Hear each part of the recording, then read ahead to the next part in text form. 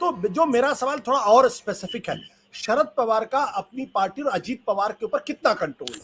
क्या अजीत पवार उनके कहने पर रुकेंगे या उनके कहने पर जाएंगे? सब कुछ इस पर निर्भर करता है। अगर अजीत पवार शरद पवार का लिहाज करेंगे तो शायद नहीं जाएंगे, लेकिन अगर उनका लिहाज नहीं करते हैं तो बात अलग है। अजीत दादा पवार कहीं जाने वाले नहीं है, मैं आपको स्पष्ट रूप से बता देता हूं। उसका रीजन यह है कि बीजेपी खुद उनको लेने से पहले 10 बार नहीं 1000 बार सोचेगी, क्योंकि एक बात हमारे यहाँ कहावत है कि दूध का जला मट्ठा भी फूक फूक के पीता है।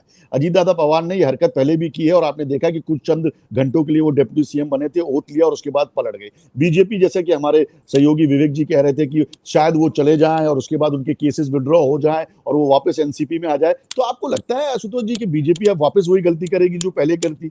अब बीजेपी को अजीत दादा पवार के ऊपर भरोसा नहीं है। अजीत दादा पवार एक वरिष्ठ नेता है, एनसीपी के बड़े नेता है, लेकिन मुझे ये भी देखना होगा कि अजीत दादा पवार की स्ट्रेंथ कितनी है, कितने एमएलए उनके साथ जाएंगे। हो सकता है 12-14 एमएलए चले जाएं, लेकिन यहां हम बात कर रहे हैं 48 एमएलए की जो एकनाथ शिंदे के साथ हैं। एकनाथ शिंदे के 48 को गंवाने के लिए क्या वो 12-14 को अपनाएंगे? ये भी एक सवालिया निशान है। देखिए, आज मैं आपको बता दूं कि एकनाथ शिंदे बीजेपी, फडणवीस हो या अमित शाह हो, उनके लिए गले की हड्डी है। ना निगल पा रहे हैं, ना उगल पा रहे हैं। मौके को देखकर चौका तो उन्होंने मार दिया कि सरकार गिरा दी। आज एकनाथ शिंदे को अपने यहां जरूर वो लोग ले आए, लेकिन आने वाले इलेक्शन में किस बुनियाद पे वो इलेक्शन लड़ेंगे ये भी देखना होगा। आज शिवसेना के साथ सिंपैथी वोट है। उद्धव ठाकरे की मैं बात कर रहा हूं। उद्धव ठाकरे के पास एक सिंपैथी वोट है कि मराठी जो मानसिकता है वो क्या है। उन्होंने ठाकरे नाम को हमेशा पहचाना है। उन्होंने बाला साहब ठाकरे के बाद उद्धव ठाकरे हो उसको पहचाना है और वो पहचानती है। और आज सिंपैथी है कि हमारे ठाकरे साहब के साथ धोखा हुआ। हम ग्राउंड में जाते हैं, हम लोगों से मिलते हैं, हम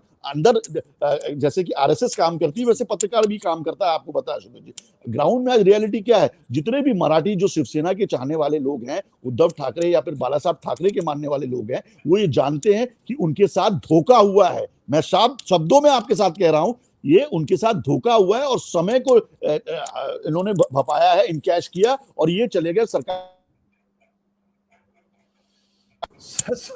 समझ जी जी जी जी जी फोन आ जाता है बीच में से, तो जी मैं माफी चाहूंगा। तो और आप जानते हैं पत्रकार एक मोबाइल ऑफ भी नहीं कर सकता, कब कौन सी बड़ी खबर आ जाए, तो मैं क्षमा चाहूंगा आप लोगों से। तो एक मैं बड़ी खबर आपको ये बता रहा था कि एकनाथ शिंदे को वो जैसे कि तैसे ही रखेंगे फिलहाल, क्योंकि आने वाले चंद समय में इलेक्शन है। इलेक्शन की रियलिटी ये है कि आज जितने भी मुस्लिम वोटर्स की मैं बात करता हूं, 28 से 30% मुस्लिम वोट्स आज महाराष्ट्र के अंदर है।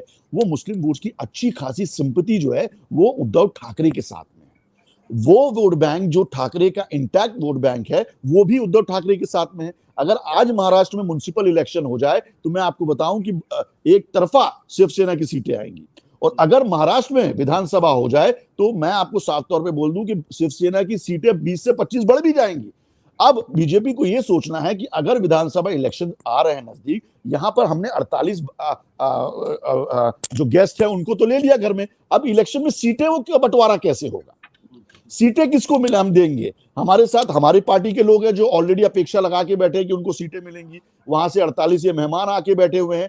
तो सीधा साफ तौर पर सवाल यह है कि क्या एकनाथ शिंदे टिक पाएंगे? तो मैं आपको बता दूं कि शायद वो टिक पाएंगे क्योंकि मजबूरी है, लेकिन इनको 2024 से पहले कुछ ना कुछ बड़ा निर्णय जरूर लेना है कि एकनाथ शिंदे को लेकर आखिरकार वो क्या करने वाले। मैं स्पष्ट शब्दों में एक बार और आपको कह दूंगा सुधीर जी कि कहीं भी अजीत दादा पवार जाने वाले नहीं है, क्योंकि अच्छी तरह मालूम है महाराष्ट्र विकास आघाड़ी को कि अगली सरकार उनकी बनने वाली है। जिस तरह के समीकरण महाराष्ट्र में है, अगर ये तीनों एक साथ चले तो सरकार इनकी ही बनेगी। मैं आपको साफ तौर पर बोलता हूं, क्योंकि जो ग्राउंड रियलिटी कह रही है वो साफ तौर पर ये कह रही है कि महाराष्ट्र विकास आघाड़ी 1 तारीख को जो सभा लेने वाले हैं ये बीकेसी में महाराष्ट्र डे के तौर पे, आप देखिएगा किस तरह का मजमा आएगा। जो एस्टिमेटेड मजमा है वो 2.5 लाख का है, लेकिन मुझे लगता है कि उससे ज्यादा आएगा। सत्य हिंदी का ऐप डाउनलोड करें गूगल प्ले स्टोर पर।